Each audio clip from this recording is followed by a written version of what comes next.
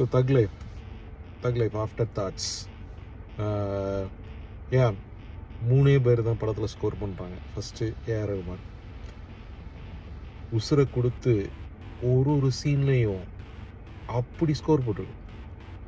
படமே நகர்றதுக்கு காரணம் முக்கியமாக ரஹ்மானோட ஸ்கோர். 2வது ஐஸ்வர்யா லக்ஷ்மி 4 சீன் தான் வர்றாங்க, ஆனால் அவங்க எமோஷ்னலாக கனெக்ட் ஆன மாதிரி வேறு எந்த கேரக்டரும் கனெக்ட் ஆகலை. அப்புறம் கடைசியாக அன்பறிவு அவங்களோட ஸ்டன்ஸ் வாட்சபிள். புரியுது. கமல் சிம்புவா ஏன் கேட்குறீங்க? நான் ஏதாவது சொல்லிட போகிறேன். மணியத்தினை தவிர வேறு யாராவது இந்த ஸ்கிரிப்டை டைரக்ட் பண்ணியிருந்தா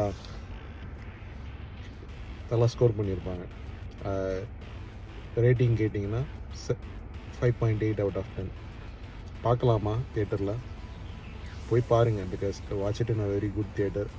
சவுண்ட் டிசைன் அட்டகாசமாக இருக்குது. பட் நான் வெளியே வந்து நான் ஒரு தலைவலியோடு தான் வெளில வந்தேன். நீங்கள் பார்க்குறதா இருந்தால் உங்கள் ஃப்ரெண்ட்ஸோட, உங்கள் எஸ்பெஷலி பசங்களோ பொண்ணுங்களோ அவங்க ஃப்ரெண்ட்ஸோட வந்து போய் பாருங்கள். Because sometimes it's unintentionally funny. Especially நான் கடைசி ஃப்ரேமில் வந்து நான் சிரிச்சுட்டு தான் வந்தேன்.